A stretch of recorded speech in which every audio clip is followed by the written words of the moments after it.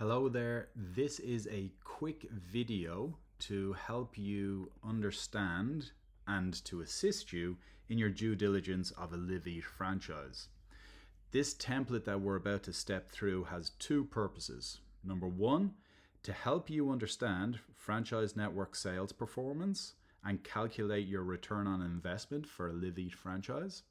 And two, to form part of your business plan to submit to lenders for a business loan approval should you progress forward in purchasing a Liv Eat franchise. As you can see, we are on the franchise snapshot, and here it has figures that are brought in from other sheets in the document that we're going to work through.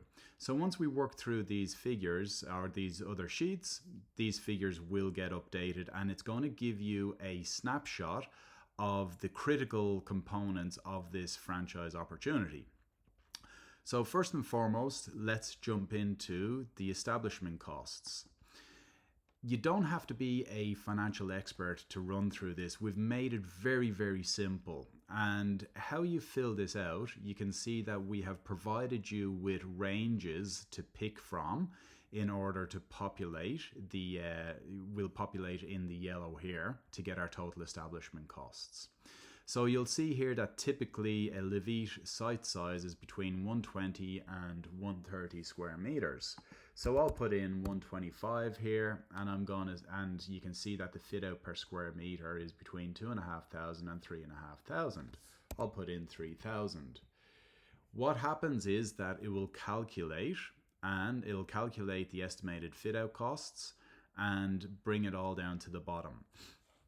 Now you'll see the design and consult fee. Again, we can pick another figure here, as well as plant and equipment.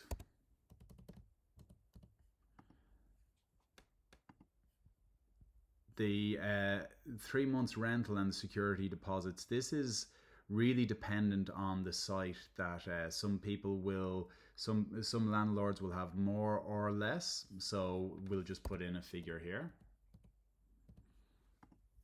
Working capital, we don't know just yet. We'll have to take a look at the cash flow to take a look at how much working capital is required.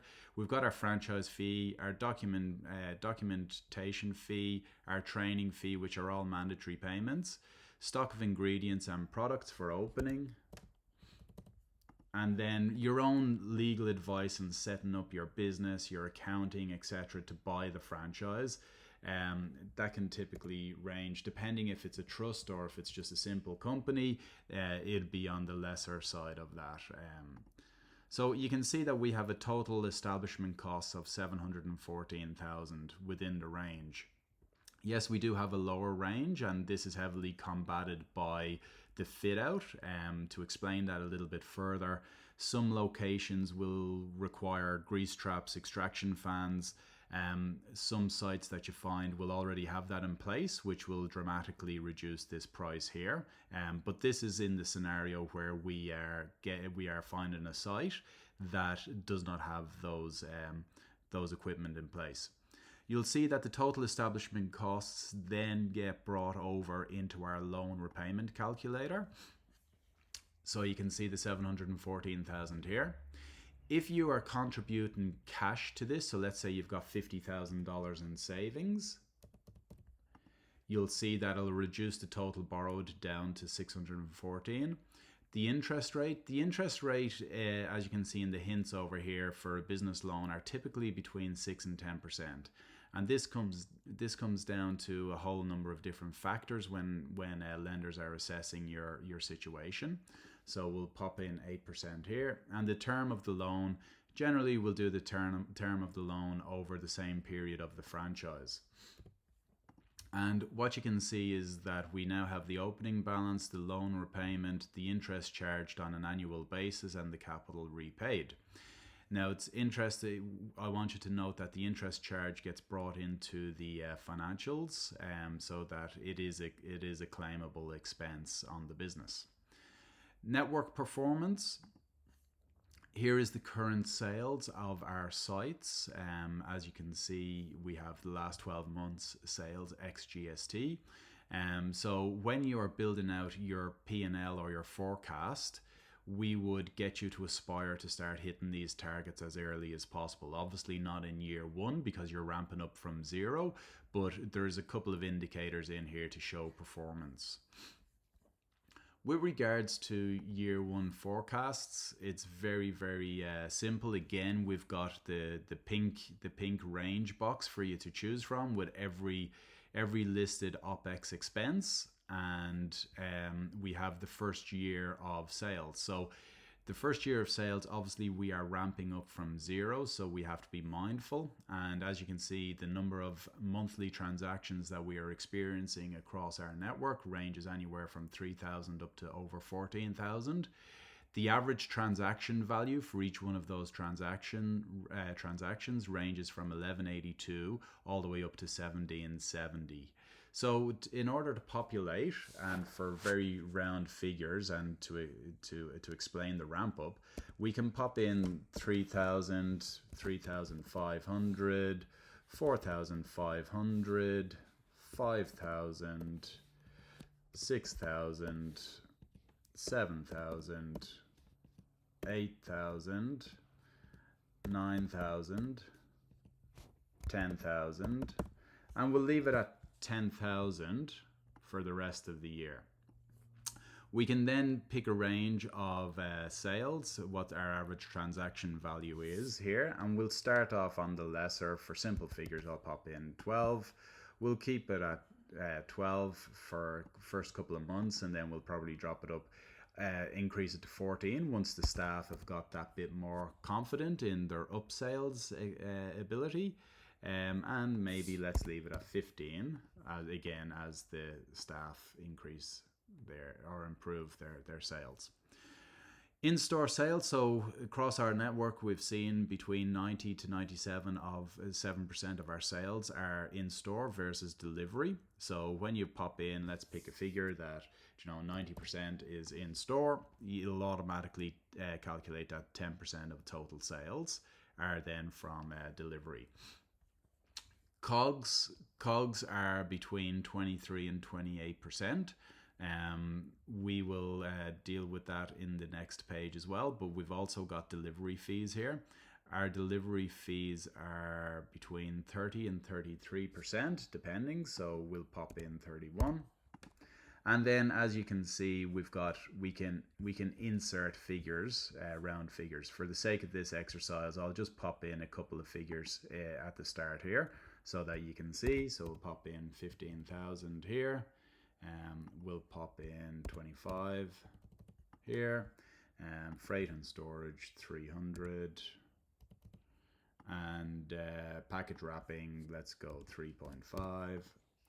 And what you will franchisee salary, so wages, we've got wages here. So typically in a hospitality business, we should be benchmarking for between 28 and 32%, including the franchisee salary, so including your salary. So you can give yourself a salary. Let's pick something in the middle, 85,000 per annum. And then we are going to go with a total salary of 80% inclusive of superannuation. So very simply what this then does is we then move into the yearly forecast and ROI calculator. You will see that we've already populated in-store sales of 1.2 million. And then we've got delivery fees of 38, giving us a gross profit of this. So you'll have year one calculation. You'll also see that we've broken it up into initial term of 7 years, and then we've got the renewal. So if you renew the franchise agreement after the initial term, it'll go for 14, and you've got the total accumulated revenue and expenses on this side here. To very easily now populate the following years after, and generally in year 2 we'll see a stronger sales performance because you're not ramping up from zero, you're starting from where you left off. So you could potentially say that we're going to experience a 15% year-on-year sales growth in year 2, and you'll see that it will populate the sales here. Our COGS are estimated at 30, we have COGS back here of 28%. We'll pop in 28% here in year one. But obviously, as you get better and your staff get better with waste management, it'll go down as well. So we'll go 27, 26, 25, and then we might keep it at 24 over the remainder of the period. Going back up to sales, we've got 15%.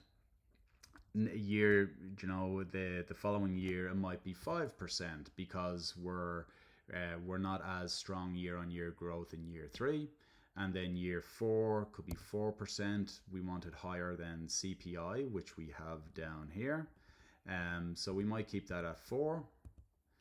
And you can see that it populates the sales across. Our CPI increases, which then controls our expenses and our salaries down the bottom.